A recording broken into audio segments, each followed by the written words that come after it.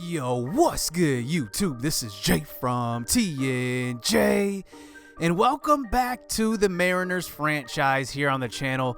And let's just set the stage for this episode. We are rounding out the season here in Season 2, and we are 4 games back of the Yankees, and we both have 6 games left. They play Baltimore 1 game, Boston in a 2-game set, and then Tampa Bay on the road. And looking at where we are, you see the Twins clinch the first wild card spot in the AL, and the Yankees and us are vying for that last spot, but it's really in their favor. So we actually end up simming the first 3 games, and I accidentally kind of did it. I wanted to quick manage them, and we ended up winning all 3, so I kept it. So let's check on the Yankees. And they actually won versus Baltimore. That was expected. But then lost 2 at home. And now look at the standings. It's a 2-game race. So we have a chance. We need them to lose 2 of the next 3. And we need to probably sweep. But we're going up against the Red Sox. So that is going to be tough. But right now, we're on an 8-game win streak. So let's hop into the first game of that series. We sim this one and win 3-2 as we get 10 hits to their 9. The magic number is 3, but we also still need the Yankees to lose as well. And just looking at this game, Mallex Smith goes 3 for 5 as we actually hit Perez in the leadoff spot and got the win. But then it gets interesting. We win the second game of a sim, and in this one, we win 3-0 as Warner Zamora, one of our top prospects, our #1 draft pick last season, he goes 3 for 4 in a start. It's kind of funny how the computer always, when you sim, they end up playing guys that really aren't supposed to be playing. Because look at this. They played Steven Alamias, Jared Kelenic, even Evan White. They played 4 prospects in the most important game, one of the most important games of the season, and we still got the win. So just look at this. We are on a 10-game win streak right now, and let's just check out the Yankees. They dropped 2 in a row on the road versus the Tampa Bay Rays. So they actually do exactly what we needed them to do. They lost 4 in a row. So let's just look at some of these games. I mean, Tampa Bay is just beating them, and they're actually one of those middle-of-the-pack teams, so this is actually not surprising. Tampa Bay is that team that's always tough to play, and they're always contending but never over the top, and they end up doing us a favor. So let's look at this next game. They ended up winning 4-3 here, getting 10 hits to New York's 4. I mean, they have a power lineup, and they only got 4 hits. And look at Severino. He even got rocked a little bit as he gave up 7 hits through 5 innings. So look at this. We have a shot, but we need New York to lose this game. If they do, we will be in position for a winner going to the playoffs here, as we are tied up here to take this last wild card spot. So let's just sim this last game. The Yankees versus Tampa Bay. And let's just see the result going into our last game, and the Yankees win it. So they are now in position for at least a game 163, as we have to face the Boston Red Sox. And let's just take a look at the box score here. Diaz went 3 for 4. Looks like Gleyber Torres went 4 for 5 with 4 RBIs. He had a monster game. That's a clutch performance from him. And then Gary Sanchez and Matt Adams also went 2 for 5. So we hop into this last game, and this is a winner go home now, because if that was the Yankees that would have lost that game, we could have, at the expense of a Boston win here, could have played a 163, but now this is a winner go home game as we face David Price. Look at the year he's having, a 102 whip, 22-5, just amazing. And this lineup is actually one of the best lineups in baseball. And look at this, JD Martinez hitting 3. Their top 2 hitters hitting over 300, and actually Mookie Betts is actually hurt for this game, so it's actually a help. They actually had a better lineup than this, but Mookie Betts is hurt, so we catch a break, and we end up starting Sam Perez at the DH spot in the 5-hole, just as, kind of to change it up, because he's been hitting really well. So let's hop into this action right away. We started out with a pitch over the middle, and Benintendi actually gets a hold of that one, but we run it down in right field by Uebiyashi. Here is the next batter, DJ LeMahieu at the plate. He's going to ground out to first. So 2 outs here in the first inning, and that brings up JD Martinez, who we always have to pitch around, and we get him to swing at an outside knuckle curve as Hellickson gets the strikeout on that one to end the first. So let's move on to the bottom of the first. David Price, been money all year, but here he's facing Mallex Smith, and he starts it out with the hit to right field, and that's a nice leadoff single here in the first. We're going to need all the offense we can in this game. So here is Tim Beckham at the plate, hitting a pretty good average on the year. He goes to opposite field, and it's going to be an out there in right field, so they got 1 out here in the inning. That brings up Paul DeJong, hitting .299 on the season in the 3 spot. We did trade for him, remember, earlier in the season, and he's going to hit a big fly to right field, but it's just going to stay in the yard as Jackie Bradley runs that one down in right center, as that brings up Daniel Vogelbach, hitting .294. Coming off of that big injury that he had, he grounds out to second base. He's not going to beat that one out even after the bobble. So let's move this one on to the top of the third. Here's Brock Holt at the plate, hitting one to the left side, and that one does sneak through the infield as the Red Sox start this inning out with a 1-out hit. So up comes Blake Swihart at the plate. He's going to fly out to center field. So that's going to bring up 2 outs here in the inning as Mallex Smith does get the easy fly ball. Up comes Benintendi to the plate. 0 for 1 in this game so far on a 3-2 count. He goes up the middle, and he keeps this inning alive here with 2 outs as that brings up LeMahieu. 0 for 1 in this game, and he goes to opposite field and hits a little blooper to right, and Uebiyashi comes up throwing. But now it's bases loaded here with their best hitter, at least their best power hitter to the plate, JD Martinez, and we walk him. So, wow, we walk in a run here, and that is a run across the plate for Boston as that brings up Jesus Aguilar, who they did trade for in this season. And just looking at JD Martinez once again, look at how close that was, and we just could not get out of that jam. And here he is, 289, 109 RBIs on the season. But we get him to strike out on the outside changeup on that one. And that is going to be 1 run across the plate here in the 3rd inning. So let's look at our offense here. Here's David Price getting a ground out from J.P. Crawford, who's been pretty good this season, I got to admit. Up comes Mallex Smith, another ground out. So 2 outs here in the 3rd inning as that brings up Tim Beckham. Can he get a hit to kind of get us going on offense? But a 3rd straight ground out here in the 3rd inning, and David Price is through 3 with no damage done. So let's move this one on to the bottom of the 4th. Here's Paul DeJong. He hits one down the left field line. It's knocked down at 3rd, but Paul DeJong does have the speed to beat that one out. So we got a guy on first here with no outs. Here's Daniel Vogelbach at the plate. On a 1-2 count, he's going to hit a soft ground ball, and that's a tailor-made double play here for the Red Sox. And that brings up 2 outs in the inning as Sam Perez comes to the plate. Has been hot so far at the show, and look at him. Another hit for him. He's been hot, and he keeps his 4th inning alive. But that brings up Uebiyashi, who did get a hit in his first at-bat. On a 3-2 count, he's just going to pop it up to center field, and this ace on the mound, David Price, is doing his job as the ace. So now we move on to the top of the 5th. Here is Blake Swihart to the plate. He gets a pitch to hit, and that one's going to be driven deep, and it's going to be gone. So, wow. The 9-hole hitter for the Red Sox comes through in Swihart, and he makes it a 2-0 game here in the 5th inning as that brings up DJ LeMahieu here with 2 outs, and we get out of this inning. But it's looking good for the Red Sox here on the road.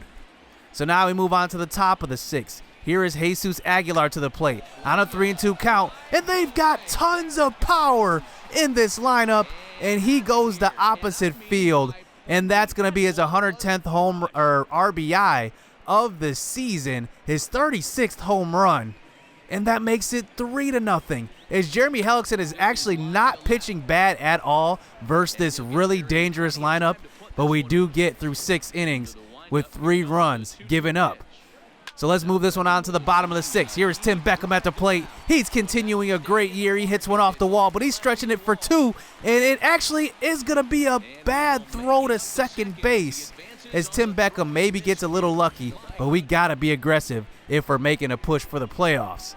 So here's Paul DeJong at the plate. He hits one hard up the middle, and that one does sneak through. So the aggressiveness pays off, and Tim Beckham is across the plate. The first run is on the board for the Mariners. We're still in this game in the 6th inning. So there's still no outs in the inning. Here's Vogelbach, 0 for 2 up to this point. He hits a hard one up the middle, but Jackie Bradley is going to run that one down in center, and that makes it 1 out in the inning. Here's Sam Perez, already got a hit in this game so far. He goes the opposite field again, and he's got another hit. He's 2 for 3 here in the 6th inning. So the pitching coach does come out, kind of calming David Price down. That brings up Uebiyashi to the plate. 1 for 2 on a 1-2 count. He hits one hard to the right side, and that one does get through. So bases loaded here with our man Domingo Santana coming to the plate. He's been off this year. He had a great year last year, but we decide to call timeout, and we kind of think about this. Should we go to a pinch hitter here? Domingo Santana has not been clutch. I look at Kyle Lewis, and he's hitting 400, but only within 5 at-bats. But I can't trust a young guy like that. But I look at a veteran here, David Freese. I mean, this guy is hitting 317. That average is up there right now, and we gave him a chance in free agency halfway through the season, and I'm going to trust him more than Domingo Santana in this situation. And let's just see what the veterans got at the plate. So now facing David Price, 2-1 count, bases loaded. He gets a low pitch to hit, and he's going to drive into center field, and that one's going to drive in too. And the veteran David Freese, who said anything about age? We signed him because of his talent. He's got the moxie and the clutch in this situation.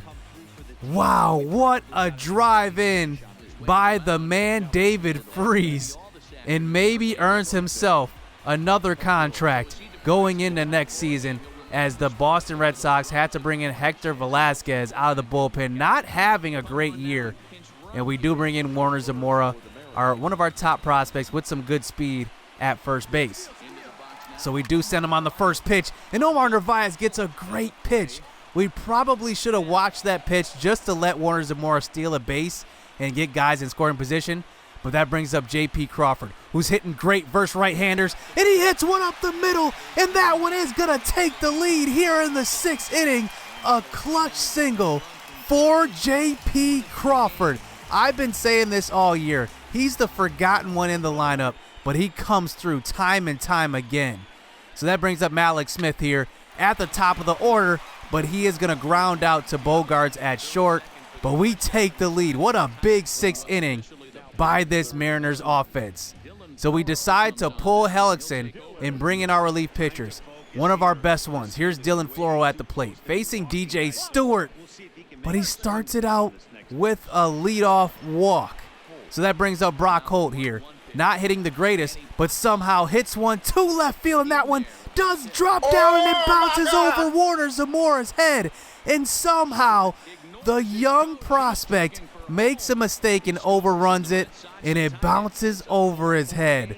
What a blooper, and what a brain fart on that, as now they got a guy on second base here with no outs in the game, and Zamora tries to run the next one down, and that one's going to drop. And look, they got guys on first and second here, and we bring in Dan Altavilla, and we have to bring in our best relief to get us out of this situation. There's no outs in the inning, guys on first and second, and this power lineup at the top of the lineup here for the Red Sox up. We do get Benintendi, do ground ball to Paul DeJong at second, but we can't turn two. It's just soft enough to allow Benintendi to beat that one out. So then DJ LeMahieu comes up. We kind of want to pitch around him because we do have a free base open, and we don't want to give him a good pitch to hit.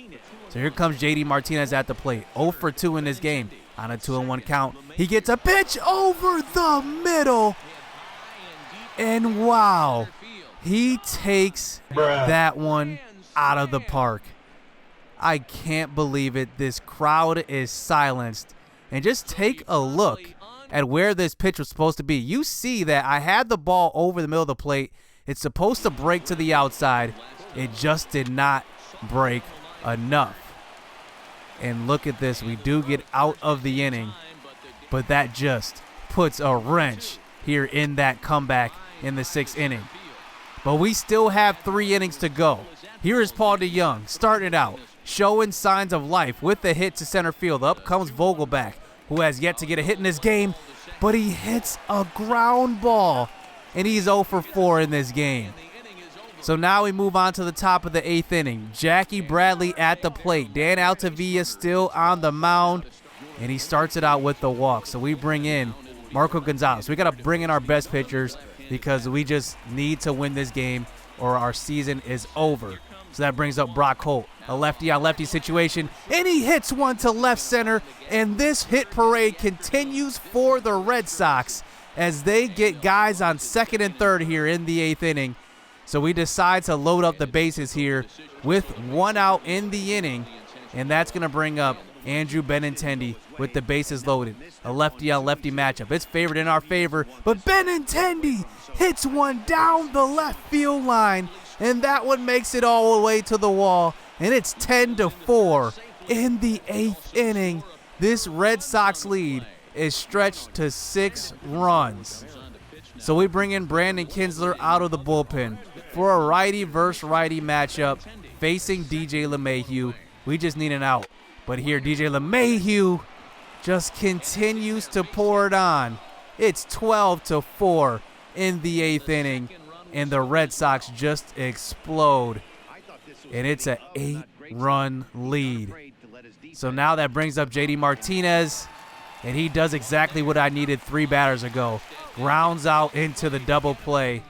And now we move this one on to the top of the 9th. Here's Xander Bogaerts at the plate, and he's just going to pour it on. Another homer and another run, and we're down 9, just like that. We knew this was the best lineup in baseball coming into this game, and they were even without Mookie Betts. The favor was pretty much stacked in their way, but we had the home field advantage. We could have took advantage, but it's just better offense. So we do move this one into the 9th inning. Here is J.P. Crawford after the leadoff hit by Omar Narvaez. That's a line out to Bogaerts, and our playoff chances are slipping away. Malik Smith at the plate. He keeps the inning going with the hit to left field, but we've got a lot of room to go. It's still a 9-run game, but we got guys on 1st and 2nd. Tim Beckham at the plate. Remember, he hit one off the wall to start the game a couple of innings ago, and he hits a liner to short. That's almost a double play to end the game. So that brings up Paul DeJong. He's hot. 3 for 4 in this game with a guy on scoring position. He's going to hit a pitch, and that one is not coming back. It's a 3-run homer for Paul DeJong. A big game from him, 4 for 5, but we're still down 6. Even after getting 15 hits in this game, we are still down 6 runs, and to face another pitcher out of the bullpen, Adam Conley, we need a kind of a righty versus lefty matchup. Vogelback is 0 for 4. We just need somebody else. We bring in Kyle Lewis here on a 2-2 count, and he's going to swing and miss. Our season is over. Just like that. Wow. What a season. Coming down September stretch, that September stretch late in the game, or late in the season, we end up being 92-70. That record is good enough to make the playoffs, I got to admit, but we just did not have enough in the end, as wow, our season ends just like that. And we ended the game, or ended the season 10-1. I mean, we went on a 10-game win streak just to get to this point, and it just sucks coming this far and losing like that. So we end up going into season 3 with a lot of question marks. We pretty much need to hit it here in season 3, going into season 3. We need to sign some guys that are really going to make a difference, and we need to go for this division. The Rangers actually won it, and you can just see the playoff bracket here. The Yankees play the Twins. Boston has a first round bye, pretty much like they say in football. They're on to the ALDS. The Texas Rangers and the Cleveland Indians make it in the AL as well. Remember, the Texas Rangers did win our division. And looking in the NL, it's the Cubs, Dodgers, Colorado, Phillies, and Mets. So, man, that sucks. We'll see you next episode. I think I'm going to recap season 2 and just go over our offseason plans and what I plan to do in the next episode. So that sucks. Our season does end with devastation, a near comeback, but it just falls like that sometimes. So hit subscribe, hit that like button. We're going into season 3 full steam ahead. This series is just getting started, so stay tuned. Let's get it. Let's go.